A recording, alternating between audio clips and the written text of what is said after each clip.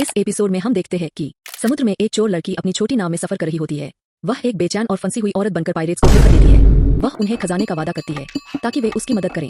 Pirates लालच में आ जाते हैं, लेकिन जैसे ही उनका ध्यान हटता है, वह लड़की चुपके से उन पायरेट्स के जहाज पर चढ़ जाती है और बिना बताए उनसे दूर निकल जाती है। थोड़ी देर बाद एक भयंकर तूफान आता है और पायरेट्स का जहाज डूब जाता है। उधर लूफी और जोरो अपनी अगली मंजिल की ओर बढ़ रहे होते हैं, लेकिन अचानक नाव हिलने लगती है और लूफी अपनी स्ट्रॉ हैट खो देता है। जोरो उसे वापस लाता है और तभी हमें पता चलता है कि यह टोपी लूफी के लिए कितनी खास है। इसके बाद कहानी फ्लैशबैक में चली जाती है। अपने बचपन में लूफी ने शैंक्स से दोस्ती की थी, जो उसके गांव में आने वाला एक पायरेट कप्तान था। एक दिन जब लूफी और रेड हेयर पायरेट्स बार में थे, लूफी ने गलती से एक डेविल फ्रूट गोमू गोमू नोमी खा लिया, जिसे शैंक्स ने अपनी यात्रा के दौरान पाया था। उस फल को खाते ही लूफी का शरीर रबर जैसा हो गया, लेकिन उसने हमेशा के लिए तैरने की क्षमता खो दी।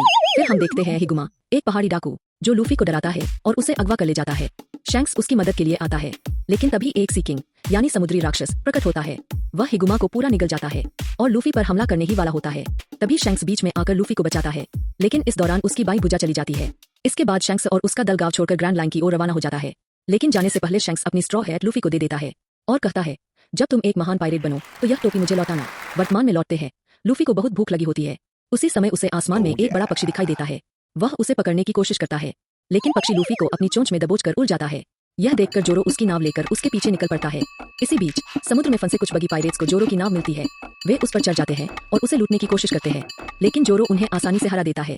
वे पायरेट्स जोरो को बताते हैं कि बगी एक बहुत खतरनाक पायरेट है, जिसके पास अपनी डेविल फ्रूट की शक्ति है और वह इस पूरे इलाके पर राज करता है। इस बीच तोप के गोले से टकराने के बाद पक्षी लूफी को छोड़ देता है और लूफी सीधे बगी के क्षेत्र में जा गिरता है।